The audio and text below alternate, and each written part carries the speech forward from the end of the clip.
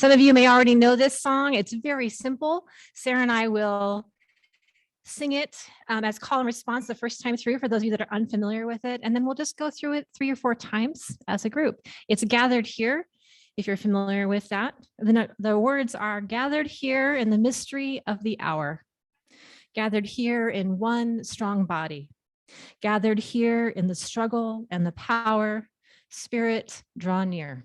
So we'll call and sing it one time out. So we'll sing the first line, you sing it back to us. And I won't be on the mic for that because that makes me nervous.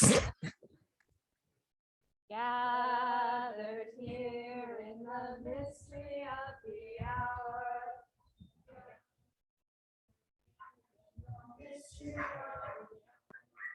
Gathered here in one strong body. Gathered here in one strong body. Gathered here in the struggle and the power. Gathered here in the struggle and the power. Spirit, draw near. Spirit, draw near. All together now as a group. Gathered here in the mystery of the hour. Gathered here in one strong body. Gathered here in the struggle and the power. Spirit, draw near. One more time. Gathered here in the mystery of the hour. Gathered here in the strong body. Gathered here in the struggle and the power. Spirit, draw near.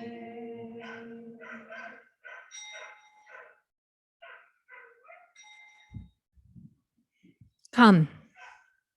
Come, whoever you are. You are welcome here. No matter your age, your size, the color of your eyes, your hair, your skin, you are welcome here. No matter your gender, whom you love, how you speak, or whatever your abilities, you are welcome here. You're welcome here, whether you come with laughter in your heart or tears in your eyes. You are welcome here. No matter what you have experienced in the past, no matter what awaits you in the future, you are welcome here. Whether you believe in God all of the time, some of the time, none of the time, you are welcome here. This is a community of open minds, loving hearts, and willing hands. You are welcome here at South Valley Unitarian Universalist Society. Welcome to our park service here at Pavilion number 2. I am so glad to see all of you gathered here in the pavilion, and to those of us who are online in our virtual community. I'm so happy that you are here, even though I cannot see your beautiful faces this morning. I am the Reverend Laura Young, and my pronouns are she and her, and I am glad to be with you this morning. We're gathered here to honor and celebrate the bonds of community, the things that bind us and weave us together. Our order of service is a little different for those of us who have been coming for a while. So I haven't forgotten anything. I'm just changing it up because it's the summertime. So hold on.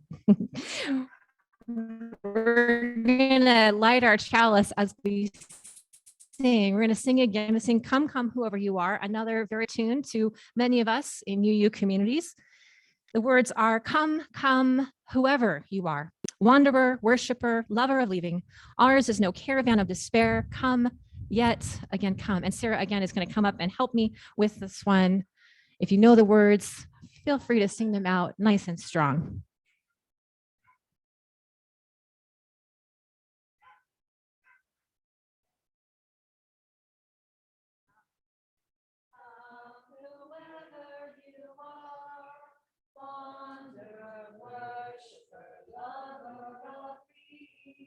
Ours is no caravan of despair.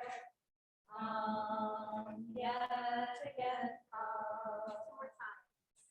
Come, whoever you are, wanderer, worshiper, lover of me, rises no care of despair. Come yet again, come. Come, whoever you are, wanderer, worshiper, lover of leaving, ours is no care of despair. Come, yet again, come.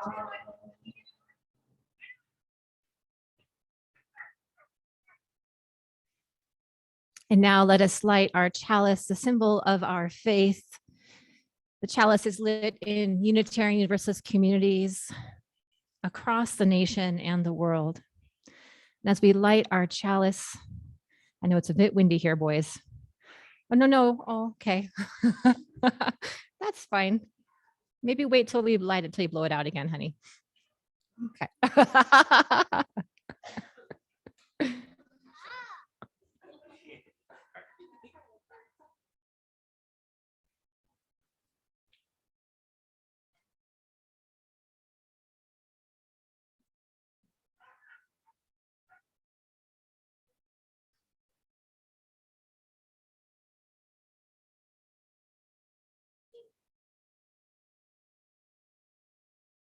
All right, if you know our chalice lighting words, please say them with me. We light this chalice for the warmth of love, for the light of truth, and for the energy of action. Now you may blow out that one. Thank you. Okay.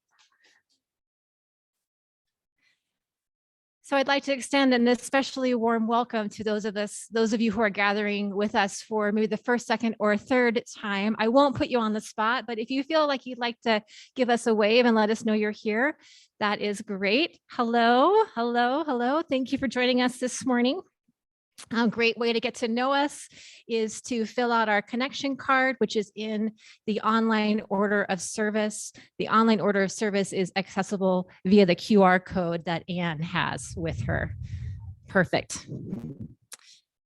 And I want to thank Palmer and Maureen and Sarah for being with me this morning, and Anne being with me this morning to help pull together worship, and also to Melissa and to Julie Ann, who I think she's coming, who will be doing playground duty for our younger folks who would like to go to the playground at some point during worship, which is right there.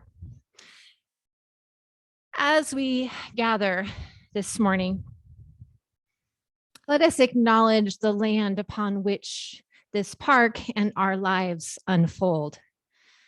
This weekend, there are celebrations for Pioneer Day throughout the state of Utah. And officially, this secular and state and religious holiday recalls the arrival of the members of the Church of Jesus Christ of Latter-day Saints into this valley.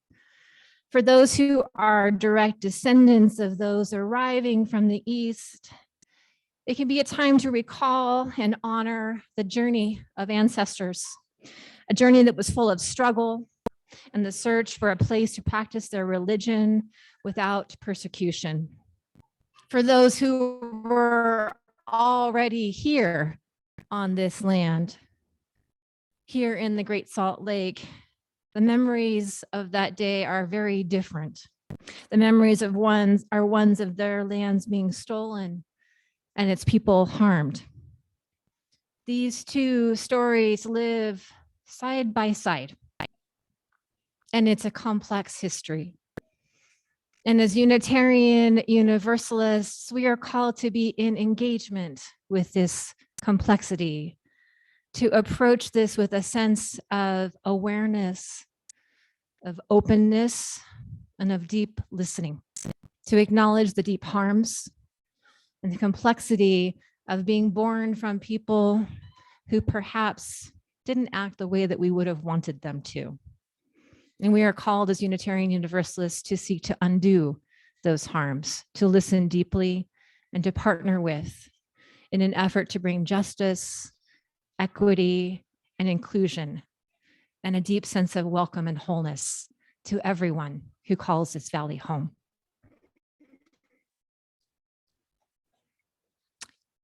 And now let us do our story for all ages. If you are young at heart and or also young in body, and you'd like to come forward for a story, I invite you to come forward now. I'm going to need a couple of volunteers for our story.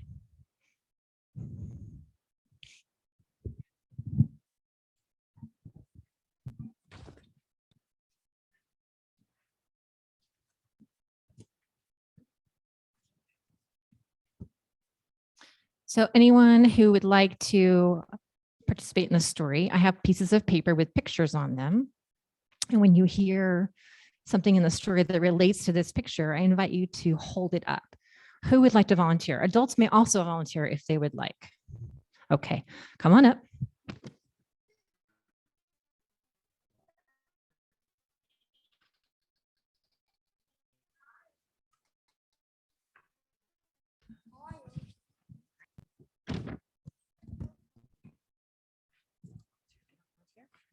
Anyone else want to volunteer?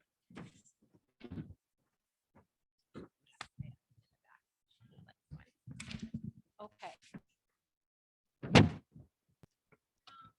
I need one more person to hold my forest picture. Who will hold my forest picture for me? Okay, Anne. All right, so this story happened a long, long time ago, but also maybe it's going to happen next week. You know, stories like that, stories that sort of happen time out of time. This is a story about the Buddha. And the Buddha was born as a regular person who became enlightened over the course of his lifetime. And he went on to have many, many reincarnations in the Buddhist tradition. So once upon a time, the Buddha, who has a Buddha picture? The Buddha was born as a magnificent ibex. And the ibex, is for you who can't see the picture, is a beautiful goat-like creature with gigantic horns and lives in the forest. And the forest in which the ibex lived was very far from civilization, and it even had snakes in it. And along the banks of the forest, there ran a babbling brook, and it was a very quiet and peaceful part of the forest. And the ibex was a very wise and compassionate creature, very much like the Buddha, who the ibex was born from. And in this valley, flowers bloomed, and it was a really great place to live.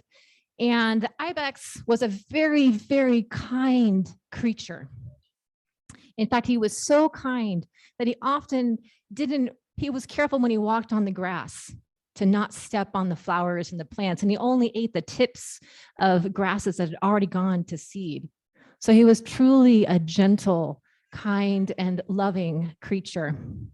And because this region of the world was so beautiful, hunters would often come to this region to find game. And one time a king came to the land and wanted to catch a bunch of game with his bow and arrow. And so he came to this place, and it was really beautiful. And one morning, the king goes out with his hunting party and sees the ibex off in a beautiful meadow and decides, I'm going to catch that ibex and bring it home. And I'm going to hunt it. And so he takes off after the ibex, and the ibex gallops through the forest, trying to get away from the king with his bow and arrow. And eventually, the king comes to a place where the ibex doesn't have a lot of options. And instead of fighting with the king, the ibex decides he's going to leap over a chasm. Now, what's a chasm? Anyone know what a chasm is? It's like a cliff, like a big open area where it's like you have to really be a goat in order to get over it. So the ibex runs toward the chasm, and he leaps over to the other side safely. And the king comes up on his horse, and the horse says, whoa, nope, not going to do it. Nope. And stops. And so then the king falls off his horse and gets an owie. He probably needs some Band-Aids. So he's laying there in the chasm and he's kind of having a bad day now.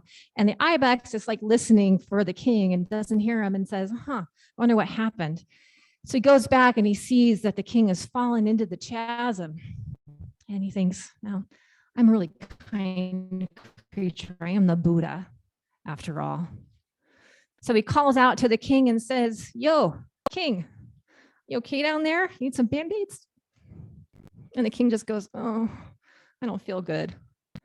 And then the king says, gosh, I'm really so sorry, dear ibex, that I was hunting you. And the ibex does not say, you're right, you shouldn't have been hunting me. The ibex says, I'm so sorry that you've been injured. If I can help you, if you would let me. So the ibex goes down into the chasm and invites the king to get on his back. And then he goes up to the chasm and puts him down on the side of the meadow in the forest. And the king says, how can I ever repay you for your kindness? And the ibex says, well, I don't want riches. I don't want gold. But here's something that I do want. I want for you to stop hunting for sport in this place, because all creatures here want to have a safe and beautiful life. You may hunt for food, but you may no longer hunt for sport because I have helped you. And the king says, okay. And so the ibex takes him back to his hunting party, and the hunting party goes back over to the kingdom. And the king has learned in that time to protect the forest, to put down bows and arrows for sporting fun, and instead to live in peace with all the creatures. And he becomes known as a good and wise king, and he is beloved by all of his people. And so ends our story. All right. If you would like to go to the playground as a little one, please follow Melissa. If you'd like to go back to your parents, you can do that too. And everyone maybe can hand their papers over to Anne. If you want to sing our children out with our song, you can feel free to do that a cappella.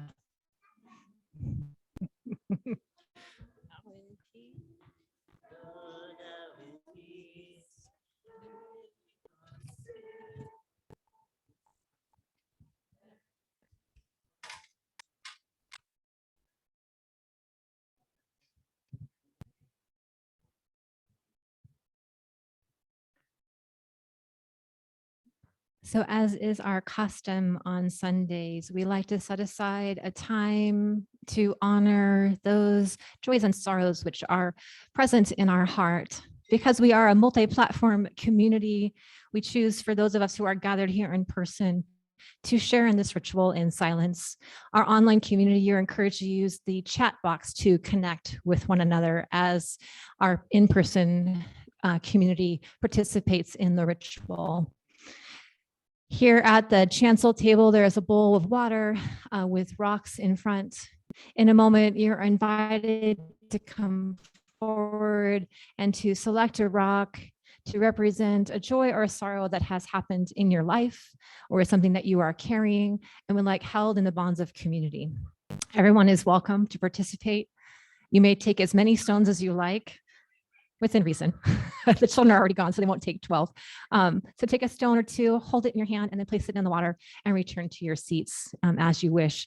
And at the very end, I will add one final stone to represent those joys and sorrows shared in our online community. So come forward as you wish at this time.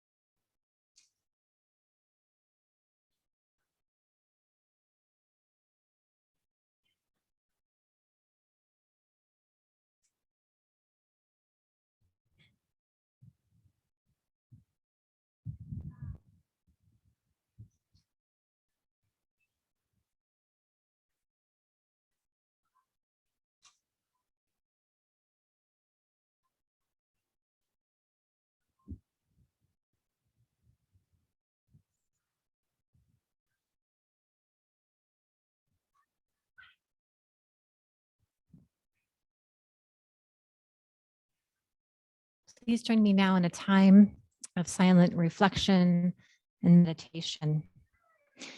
If you are comfortable, you may choose to close your eyes and focus on your breathing. If that's not something you're comfortable with or not working for you today, I offer this as an alternative. Just open and close your hand. Slowly open and slowly close. And you may keep your eyes open or shut. Use this as a way just to bring your attention into this moment. Remember not to make meditation hard. Meditation is a practice that works best when we accept that we are mostly pretty terrible at it. So just practice with me.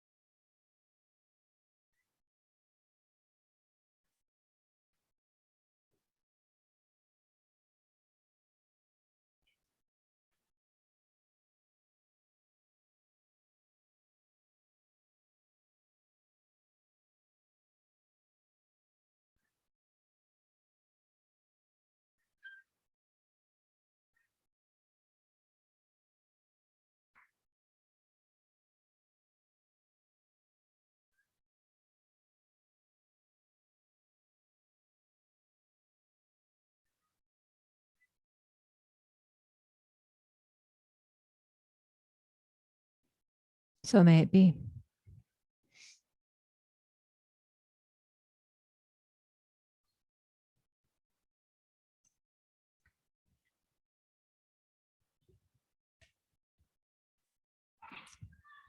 So I have a story for you this morning.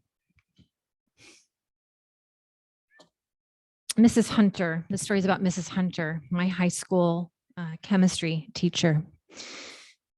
Mrs. Hunter was one of those teachers that had a reputation for being super strict, super strict. You know that teacher, right? She's cultivated for decades her fearfulness, her fearful eyes. She can send icicles down your spine with just a quick look. You never turn your homework in late. You're always on time for exams. You're always prepared with whatever she's required, calculator or no calculator, number 2 pencil or pen, the right size piece of paper. And she was exacting in her requirements for all of these exams.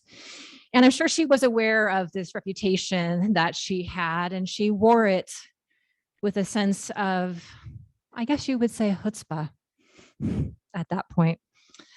And I had the luck to land in her advanced chemistry class my junior year in high school. And frankly, I really have no idea what I was doing in advanced chemistry. I was just one of those kids that took all the advanced classes, even though I was pretty terrible at chemistry. So the class was super difficult for me. It was really, really difficult. But I was determined to just sort of make it through that class. And Mrs. Hunter graded our tests and our all of our homework on a straight curve. And if she was unhappy with the results of a given exam, she would often just throw that whole exam out and we'd have to retake it until she was happy with the results and would give us that. And she would post our scores afterwards on the front door.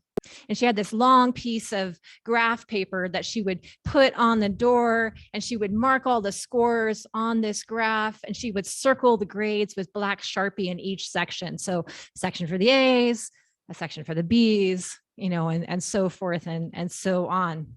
And I was way in over my head in this class, and I relied heavily on a friend of mine to get me through the homework on a daily basis. It took hours. This was back in high school, actually had like a ton of homework. I had like 6 or 7 hours of homework every night. And at least 2 of that was for this advanced chemistry class. She was a tough teacher. And I had managed to maintain a steady, tenuous B- in the class, which for an academic like me is basically felt like failing. And of course, that caused me a lot of stress. So in the context of all of this, also in high school, my mom had cancer. And my junior year, she was getting increasingly ill. And as her health deteriorated and I became more stressed out and upset about the inevitable that our family had accepted was coming, I was unable to show it or talk about it. Instead, I coped by throwing myself into my academic work with ever more vigor. But that wasn't working in my chemistry class, because as the winter turned into spring, the concepts became ever more abstract and complicated, and the chemical formulas we were expected to memorize were longer and longer, and I started to fall behind, and that tenuous B- slipped into the C+, and then sort of started trickling down towards that C range, which I want to say now I understand is actually a passing grade. But back then I didn't understand that was a passing grade. I thought only an A was a passing grade. And so I felt really panicky about this as the spring went on and as I was coping with my mom's deteriorating health. And then my mom passed away. She passed away on June 8th. And that was the week before finals. And of course, my dad called the school and told them what had happened. And I was given the opportunity, if I wanted, to postpone my exams. But I was 17 and I was terrified of having empty space in my life. So I decided I was going to just take those exams because I was already prepared for them. I do not recommend that as a pastoral counselor, but that was a long time ago. So I took my chemistry test and it was completely brutal, just completely brutal. And I walked out with tears flowing down my face, sure that I had just totally tanked that test. And a few days later, the scores were posted again on the front door on a long piece of graph paper with everything circled in their black Sharpies. And of course, all the students like gather all at once, like the moment that the scores are posted. This is not like, an online experience where you can sort of peek at your grade. It's public. So we all gather there. She posts the grade and I hear like the crows of delight from those few people at the very top, who should have really been in AP chemistry and were the stars of the class. And of course, my number was not at the very top of that. And there was a large clump of B's and C's, and in between the B's and C's. Oh, and I have to tell you, like the way you knew what your score was is you had a number that was assigned to you. So it wasn't your name. So it was still confidential, but you had this number. And so there was this large collection of B's and C's, and in between, in the no man's land, was my number. And Mrs. Hunter had taken her black Sharpie and she had drawn a circle around the B's and then a long peninsula to capture my score right at the bottom. And it could have gone either way. She could have made it the highest C, but she chose to make it the lowest B. And I looked at that peninsula on that graph paper and I was a little shocked. And I turned around and Mrs. Hunter was looking right at me. And she didn't say anything. She might have inclined her head. Then she just turned away. And I knew in that moment what the shape of kindness really is. And I have forgotten everything I ever learned in chemistry. But I remember that moment as if it was yesterday. That act of kindness, of really fully being seen in the context in which I was trying to move through my life in that moment, was seen, it was heard, it was known, and it was blessed. And from that time until this time, I have sought out opportunities to show that kindness to others and to recognize that kindness when it arrives from other people. And while I can't draw a direct line from that experience to being able to stand in front of you this morning, I'm sure that that time in my life, that time in which I learned about kindness in the crucible of grief, did lay a foundation for who I would later become and who I would later be called to become.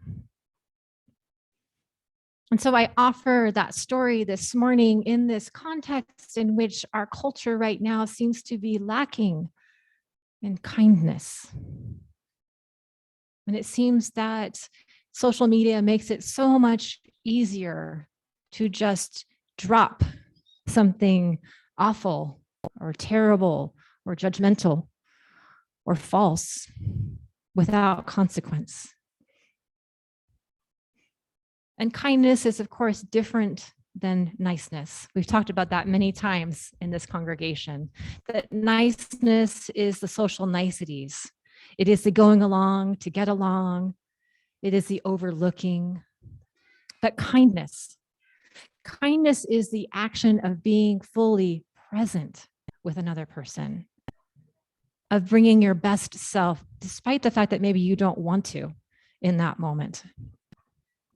Bringing your best self, your best awareness, even if your best awareness on that day is not that great, because we don't always have our best capacity, but always to be seeking that kindness.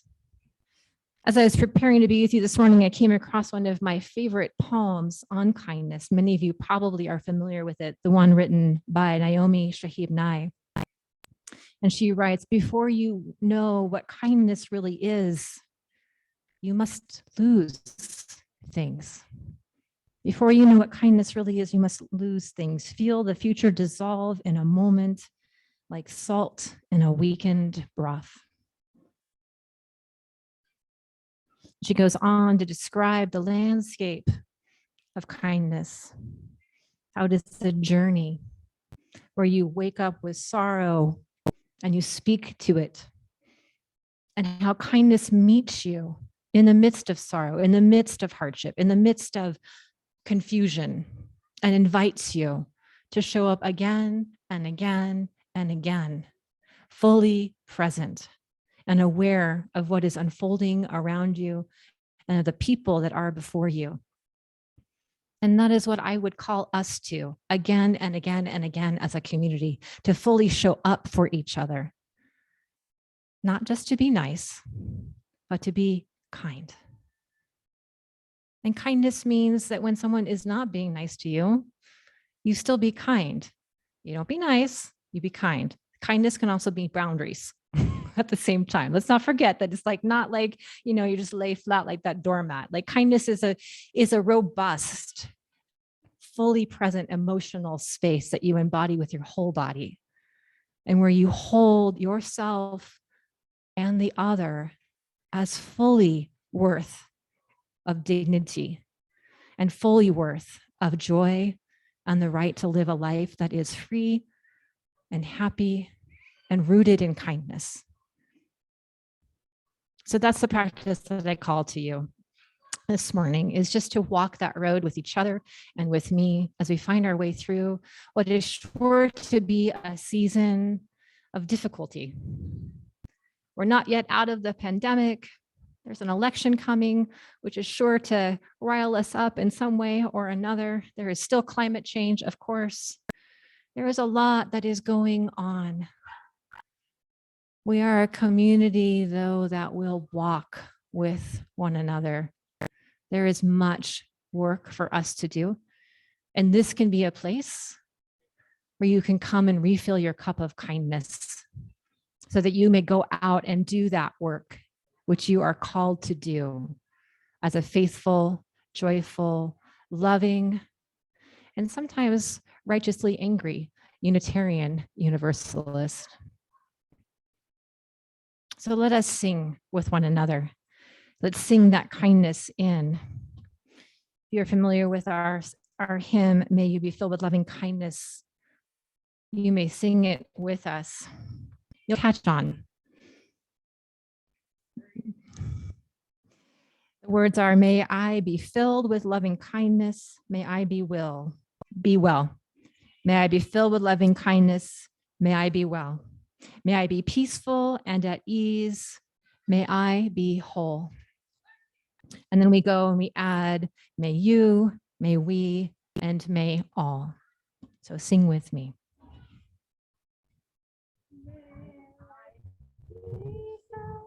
That's really high.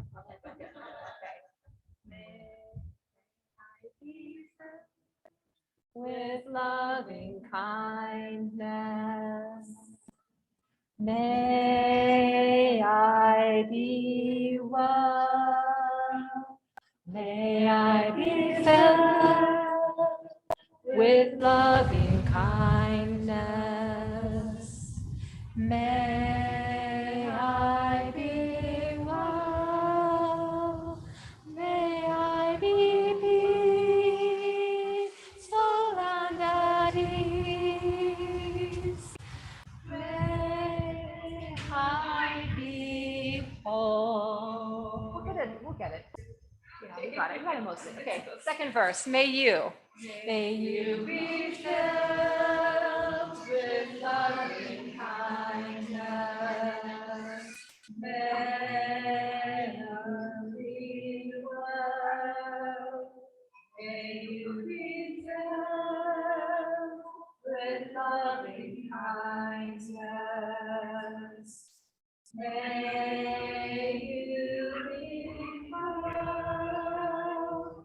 May you be peaceful and at ease. May you be whole. May we sing with each other. May we be filled with loving kindness. May we be well. May we be filled with loving kindness. May we be well. May we be peaceful and at ease. May we be whole. May all be filled with loving kindness. May all be well. May all be filled with loving kindness. May all be well. May all be peaceful and at ease. May all be whole.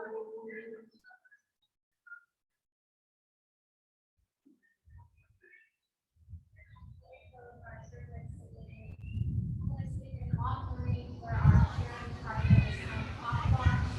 Cottonwood will be coming to our outdoor service here in August.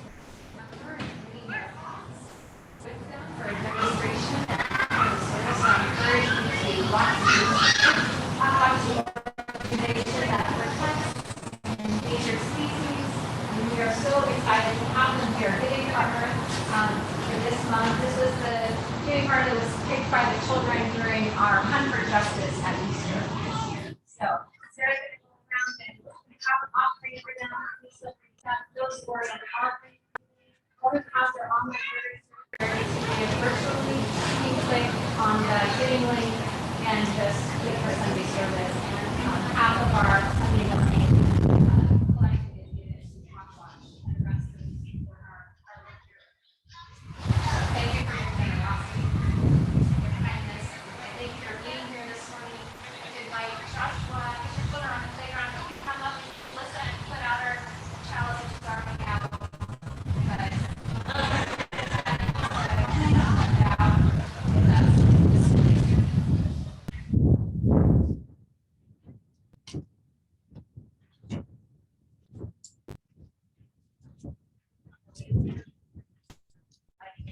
So if you know our chalice extinguishing words, please say them with me. They are in your online order of service.